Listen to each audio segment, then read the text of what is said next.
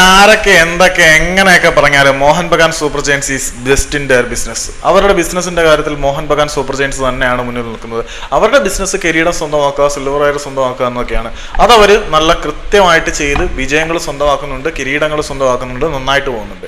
ബ്ലാസ്റ്റേഴ്സിന്റെ ബിസിനസ് എന്ന് പറഞ്ഞാൽ പ്യുവർ മണി ബിസിനസ്സാണ്. കാശ് ഉണ്ടാക്കുക എന്നതിനപ്പുറത്തേക്ക് ഒന്നുമില്ല. ഏറ്റവും ഒടുവിൽ കിട്ടുന്ന അപ്ഡേറ്റ് എന്താണെന്ന് വെച്ചാൽ കേരള ബ്ലാസ്റ്റേഴ്സിന്റെ മധ്യനിരയുടെ ആക്സിസ് ആയിട്ട് പ്രവർത്തിക്കുന്ന, നിലവിൽ ഇന്ത്യയിൽ അവൈലബിൾ ആയിട്ടുള്ളതിൽ വെച്ച് ഏറ്റവും മികച്ച ഡിഫൻസീവ് മിഡ്ഫീൽഡേഴ്സിൽ ഒരാളായ ജീക്സൺ സിംഗ് തനോജം അദ്ദേഹത്തിന്റെ ആ ഒരു സമയം കൊണ്ട് കേരള ബ്ലാസ്റ്റേഴ്സിന്റെ താരമായി പോയി.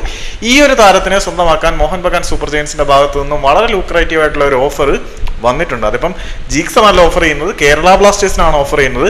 ജീക്സൺ സിംഗിനെ കേരള ബ്ലാസ്റ്റേഴ്സ് മോഹൻ ബഗാൻ സൂപ്പർ ജയൻസിന് വിട്ടു നൽകുകയാണെങ്കിൽ 2.5 കോടി, ഏകദേശം 2.5 കോടിയോളം രൂപ ട്രാൻസ്ഫർ ഫീസ് ആയിട്ട് മോഹൻ ബഗാൻ സൂപ്പർ ജയൻസ് കേരള ബ്ലാസ്റ്റേഴ്സിന് നൽകും എന്നാണ് ഇനീഷ്യൽ ഓഫർ. ഇതുപോലെ സഹൽ അബ്ദുൾ സമദിനെ 90 ലക്ഷം വാങ്ങിച്ചിട്ട് 90 ലക്ഷവും പ്രീതം കോട്ടാലിനെ വാങ്ങിച്ചിട്ട് സഹൽ അബ്ദുൾ സമദിനെ വിട്ടുകൊടുത്ത പാരമ്പര്യമുള്ളവരാണ് കേരള ബ്ലാസ്റ്റേഴ്സ്. സോ 2 കോടി 20 ലക്ഷം എന്നൊക്കെ കേട്ട് കഴിഞ്ഞാൽ ഒന്ന് ചുകിക്കാൻ സാധ്യതയുണ്ട്. അതുകൂടാതെ ജീക്സൺ സിംഗിന് വളരെ മനോഹരമായിട്ടുള്ള ഒരു കോൺട്രാക്റ്റും ലൂക്രേറ്റീവ് ഓഫറും കാര്യങ്ങളൊക്കെ അവരും ഓഫർ ചെയ്യുന്നുണ്ട്. നല്ല സാലറി പാക്കേജും കാര്യങ്ങളൊക്കെ ജീക്സനും കൊടുക്കാവുന്നതാണ്. മോഹൻ ബഗാൻ സൂപ്പർ ജയൻസിന്റെ ഓഫർ ഇതുവരെ ഡിസിഷനും കാര്യങ്ങളൊന്നും ആയിട്ടില്ല. ഏതായാലും മോഹൻ ബഗാൻ സൂപ്പർ ജയൻസ് കേരള ബ്ലാസ്റ്റേഴ്സിന് മുന്നിലേക്ക് വളരെ മനോഹരമായിട്ടുള്ള ഒരു ഓഫറാണ് വെച്ചിരിക്കുന്നത്.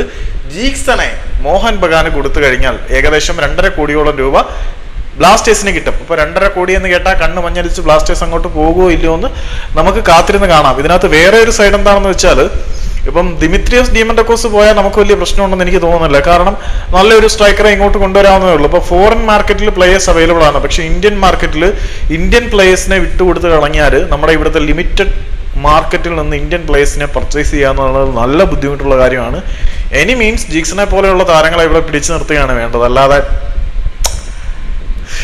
എന്താ പറയേണ്ടത്, ഈ ഓഫറിന്റെ പിന്നിൽ വീണു പോവോ ഇല്ലയോ എന്ന് നമുക്കറിയത്തില്ല. ഏതായാലും ഓഫറുണ്ട്.